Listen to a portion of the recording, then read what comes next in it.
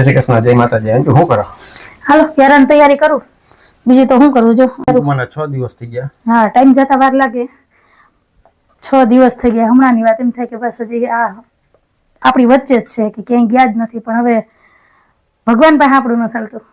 ભગવાને જે આપણે આટલું મોટું દુઃખ આપ્યું છે ને, એ સહન કરવાની શક્તિ એ જ આપશે. કેમ કે આમાંથી નીકળવામાં બહુ સમય લાગશે. હજી તો 6 દિવસથી અમે થાળી ઉપર બેસીએ ને તો અમને હાવ આમ આંખમાંથી પાણી વહ્યા જાય કે હજી એમને ઘર નથી પડતી, કે માઈને એમ નથી આવતું કે આ બનાવો અમારા ઘરમાં બની ગયો એમ. પણ કાંઈ વાંધો નહીં, દુઃખ ભગવાન આપ્યું છે તો આમાંથી બહાર નીકળવાની અને દુઃખ સહન કરવાની શક્તિ ભગવાન જ આપશે. આપણાથી કઈ નહીં. એટલી હાલત છે નીતાબેનની, કેવી હાલત છે ઈ જ ને. અત્યારે એ વિચારીને જ અમને થોડીક તો વધારે તકલીફ વધારે થાય છે. તો એને કારણે મને જો જ્યારથી ત્યાંથી આવ્યા ને ત્યારથી આજ 5 દિવસથી સતત તાવ આવે છે. દવા ચાલુ છે. ઓટખત ખરી ગયો છે, હાથ પગમાં જીવ નથી, રાતની નીંદર ઉડી જાય, જમવા બેહીએ જમવા નથી ભાવતું. એટલે અમારી હાલત અત્યારે તો એવી જ છે. એક પગ અમારો અહીં છે ને એક પગ અમારો ન્યા છે. જે ભગવાને આ દુઃખ આપ્યું ને જે સંકટ ઘડી છે એમાંથી તમારે પાર નીકળવું જ પડશે, એમાં તો નહીં હાલે. એટલે બસ જેમ તેમ કરીને અત્યારે તો સમય કાઢીએ છીએ કે બસ આ સમય નીકળી જાય. ભગવાન કરે ને કોઈને આવી પરિસ્થિતિ કે આવો સમય કોઈને ન બતાવે. બસ પ્રભુને એ જ પ્રાર્થના.